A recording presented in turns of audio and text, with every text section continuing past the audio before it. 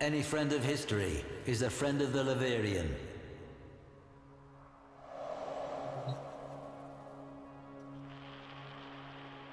Ah, Gauss.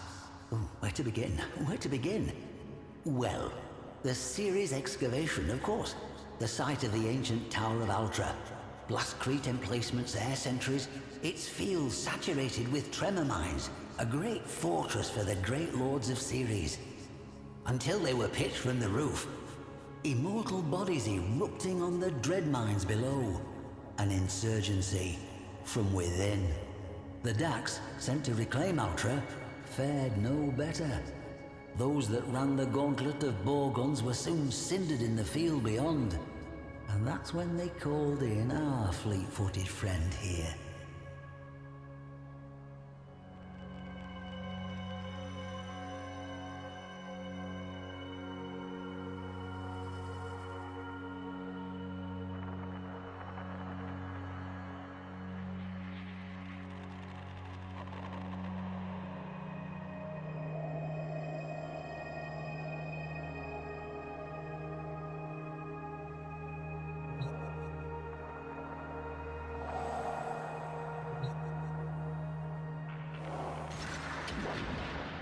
Dual sidearms pulled from Ultra's outer ring of Blastcrete bunkers.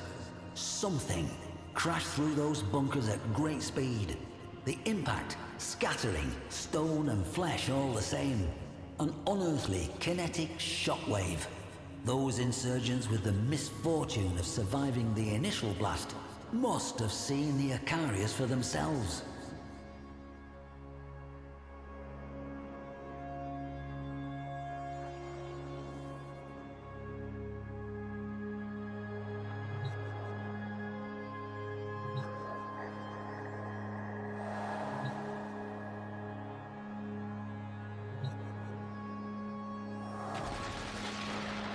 The Axeltra, a rapid-fire micro-missile launcher. The smooth polycarbonate barrels still carry a vague stench of ozone. Some think Gauss was a blunt instrument, all speed, with as much versatility as a cannonball. But the Axeltra implies more. It implies surging in, inviting the enemy to consider the blade, then rebounding to let missiles answer their confusion.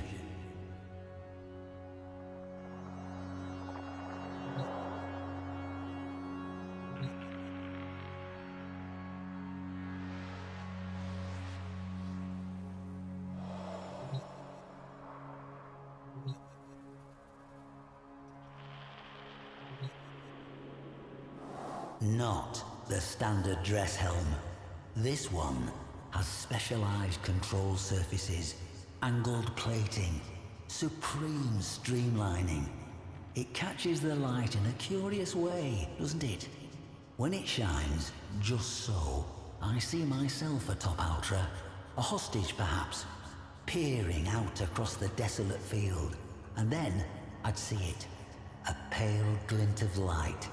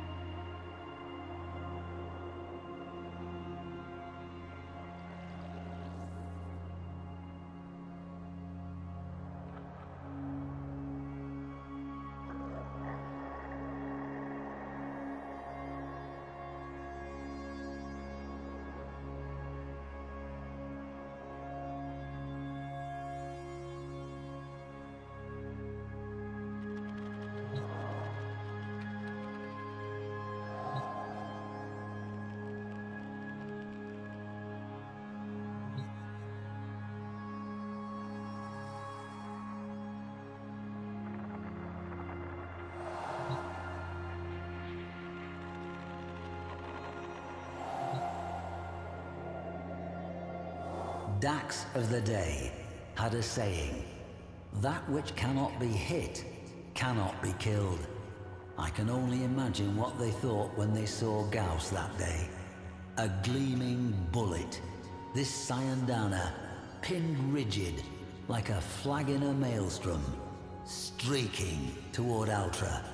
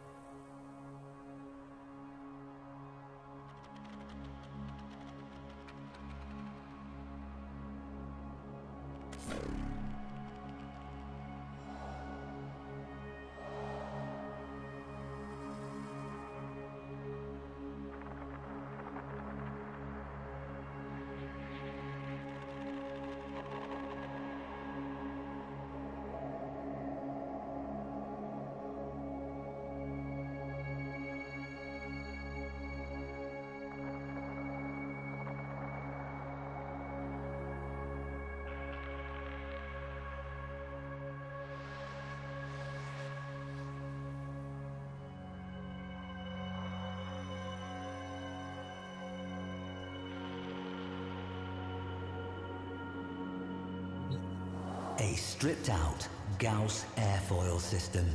These fanciful contrivances contribute the Kubradon share of this Warframe's acceleration. Strength, mass, density, all held in a delicate balance.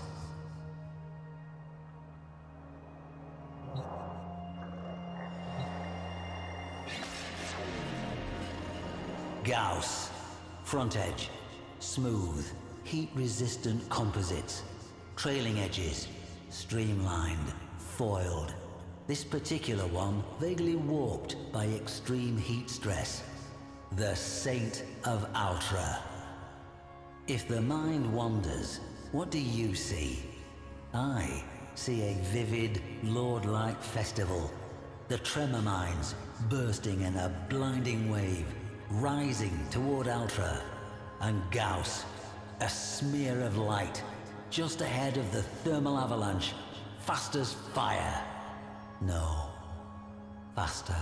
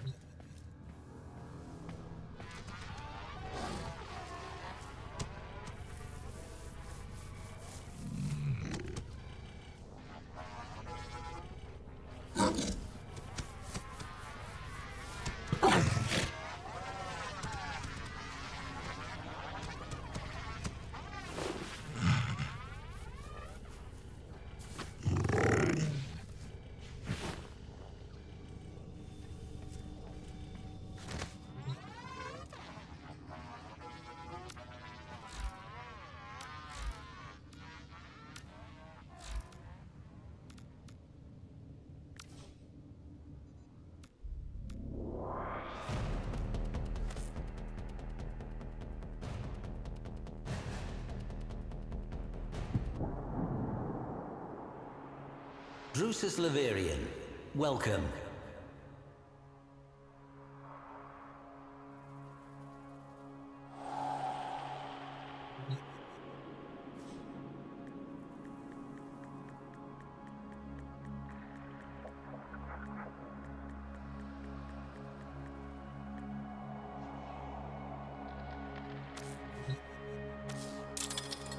Appreciated. Grendel, primal, insatiable, and, as this exhibit will demonstrate, a creature of surprising compassion. After the fall of the Orokin Empire, a surviving Orokin executor, a violet-scented brute named Karish, lorded over Europa's frozen, famine-struck city of Ridda. Save within his walled manse, the moist and loathsome Karish lived a lavish life, while his frail citizens obeyed every edict in the hope of receiving his pre-masticated table scraps. As the city starved beneath him, Karish commanded yet another feast for himself and his gluttonous sycophants. 12 courses for each of his 12 grafted digestive sacs, and one uninvited guest.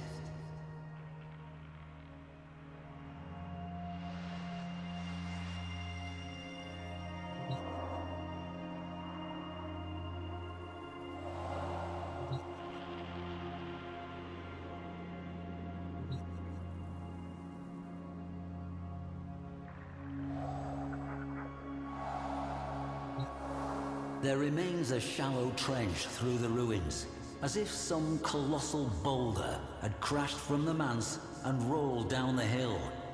But what if it had rolled up? Imagine, if you will, Karish's Dax on the day, peering out, dumbstruck by what they saw. They readied no blade, sounded no alarm, as the expanding orb of gristle hurled toward them. And then, in a spasm of giblets, Grendel was before them, his cutlery in hand. The Masseter.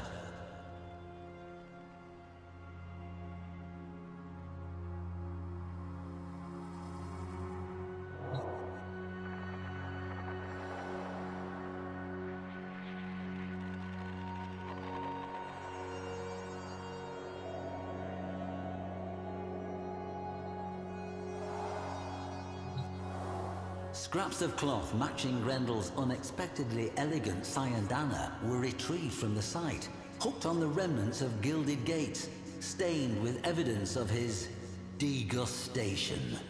Indeed, most of the Orokin hangers-on who attended the feast became it, and Karish himself fled shrieking into the hills of Ridda as fast as his 12 exosac levitators would carry him.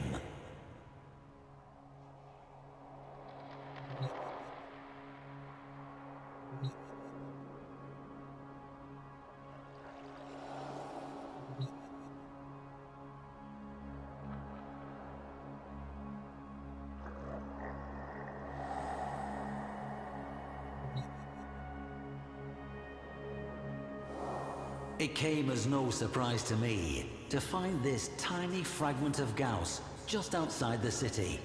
Indeed, if one thing is for certain, wherever we find evidence of Grendel, we're sure to find some trace of Gauss as well. Did they breach the city as a pair? Or did Gauss hang back to intercept returning patrols, generously letting his friend Grendel eat his fill at the feast within?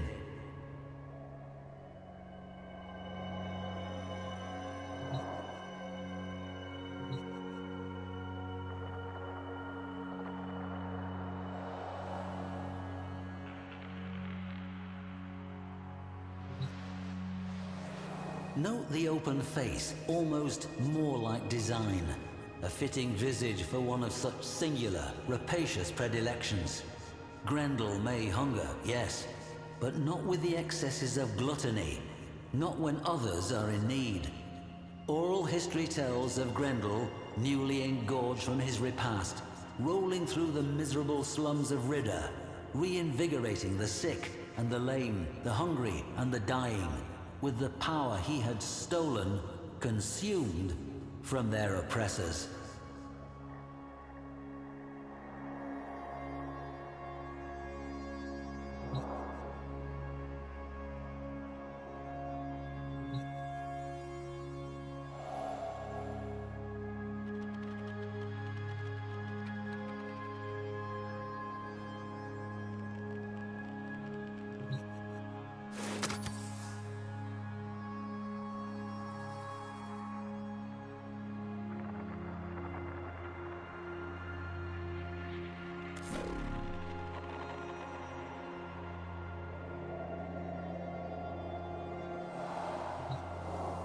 Here we have shattered fragments of the manse wall, and the gate mangled by Grendel's masseter blade.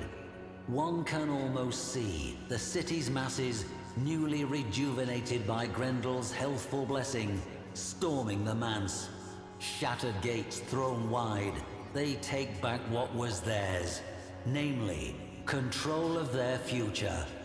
See here, the scattering of genuine Orokin dinnerware.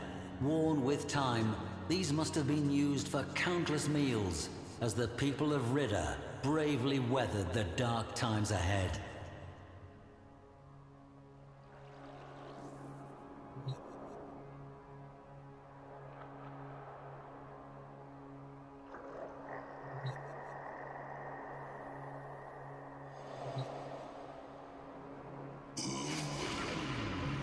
Many Warframes have speed and litheness, but power, momentum, impact, these require mass. And there, the creased midsection, the seam, does it split? Yawning open with a jagged, vacuous aperture to who knows? A certain Orokin may have found out. That night, the people of Ridda ate their fill, feasting until the frozen mountains lit warmly with the dawn. It was toward those roseate peaks that the Executor had fled, pursued by Grendel. What his fate was, I cannot say. But as the people feasted, so the story goes, they were suddenly struck silent by a strange, deep sound. A rumble carried from mountain to mountain. A single, satisfied belch.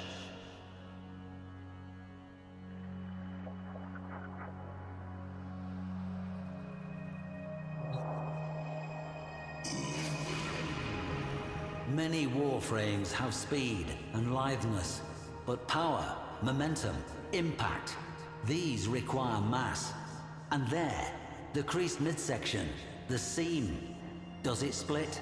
Yawning open with a jagged, vacuous aperture to who knows? A certain Orokin may have found out. That night, the people of Ridda ate their fill, feasting until the frozen mountains lit warmly with the dawn. It was toward those roseate peaks that the Executor had fled, pursued by Grendel. What his fate was, I cannot say. But as the people feasted, so the story goes, they were suddenly struck silent by a strange, deep sound. A rumble carried from mountain to mountain. A single, satisfied belch.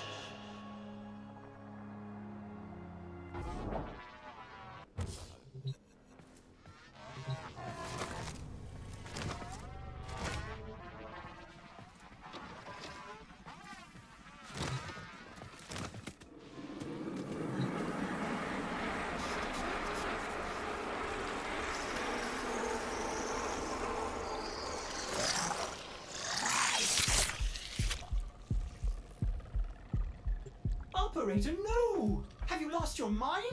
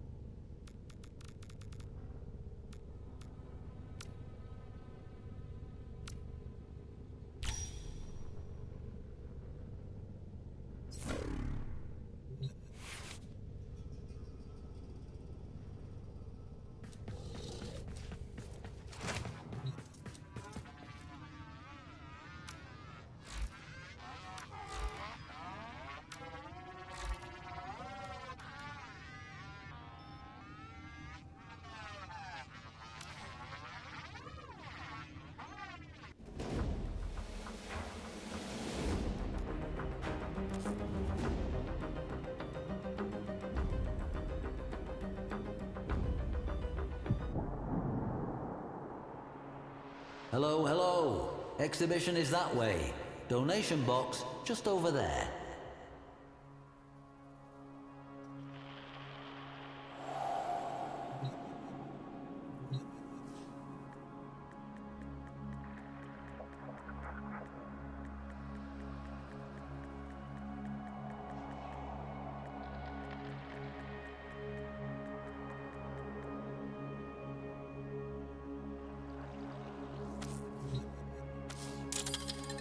Well, anything helps.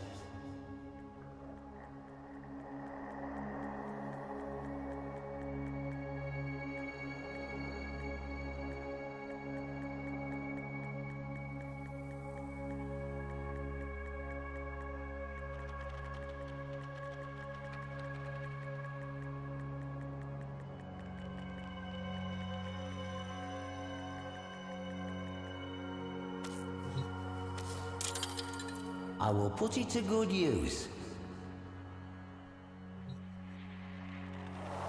This is Atlas, hard as stone. Is it any surprise that his story begins with an asteroid? Temple Telemon had cast a spell on the indentured masses with a song that heralded the coming of a great stone destroyer, a god who would shatter the world and lead them to a great rebirth. The Oricon mocked the cult's off-key singing, their spasmodic dancing, but the spell only grew stronger. Telemon broadcasts would oft-times wedge into control channels to spread their doomsday message. For the suffocated lower castes, the notion of something more powerful than their Oricon masters must have been intoxicating. A brutal Oricon crackdown seemed to be working, until an asteroid was detected on a collision course with Earth. The Telemons celebrated it as prophecy writ true, divine intervention.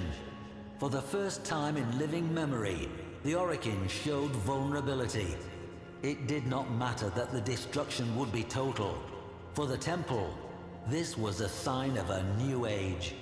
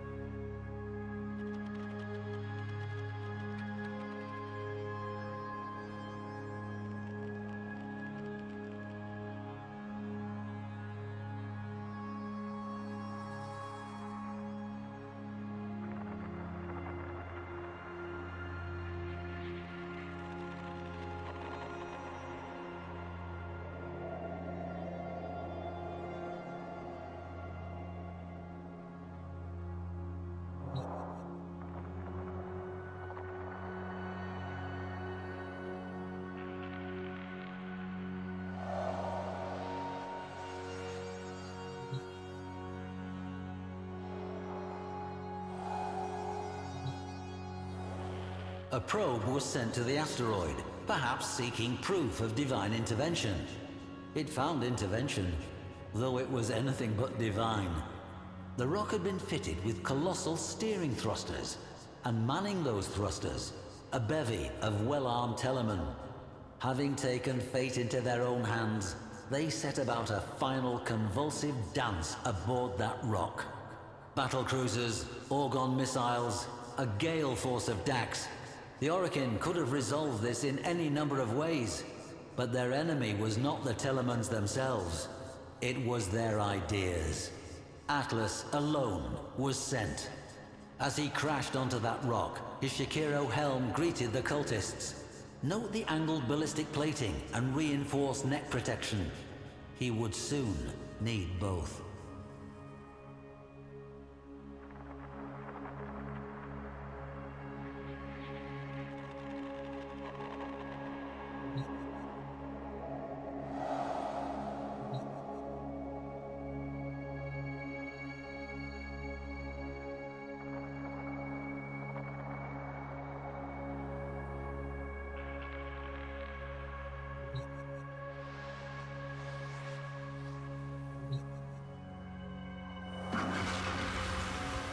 For years, historians felt this tale of Telemon quite improbable, an artifact of Orokin propaganda myth. Then, on our system's outer edge, we found a debris field of small rocks and dust in a lazy elliptical orbit. Upon these rocks, we find the remains of peculiar stone statuary. The petrified figures, clearly temple members, have been frozen into a tableau of struggle and death. Or was it perhaps a dance? This remarkable find forces us to rethink the entire tale as fact.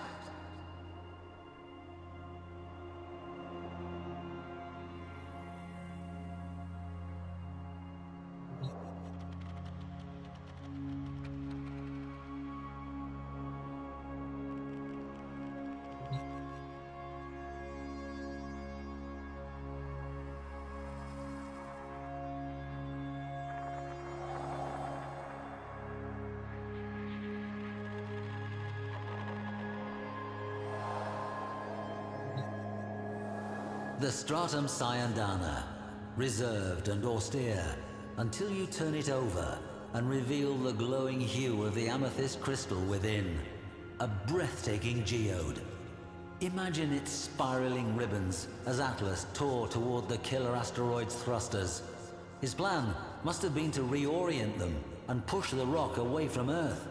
But, as the story goes, as he neared, the cultists detonated the thruster's footings and sent them careening into space. They were no longer needed. Mass and inertia would carry the rock to its fate. Atlas was out of options. Or so the Telemans thought.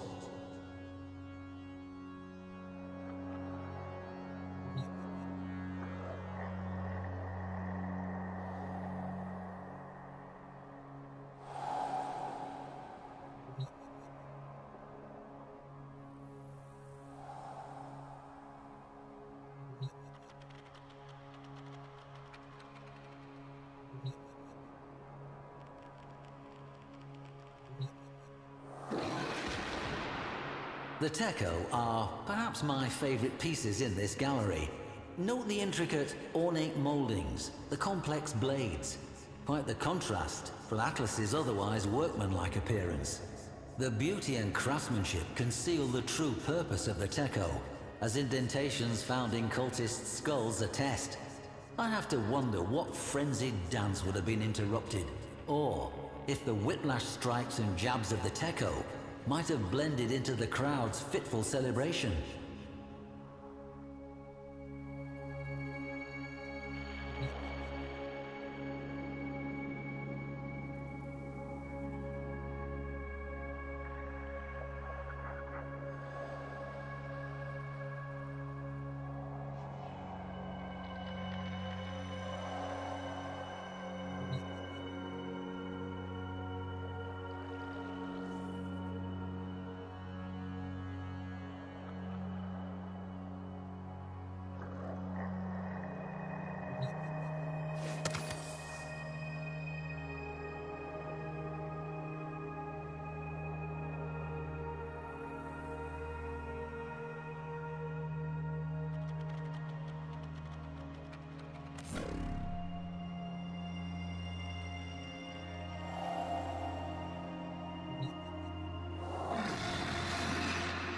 Before you, a rare sight. Two rumblers, painstakingly recreated from fragments of the aforementioned tableau. How these inert and rigid formations are compelled to life by Atlas defies reason. Yet it is true. Consider the confusion of those Telemons as the very stone they worshipped came to life and set upon them. How could they retaliate against such a thing? Like sparring with a landslide.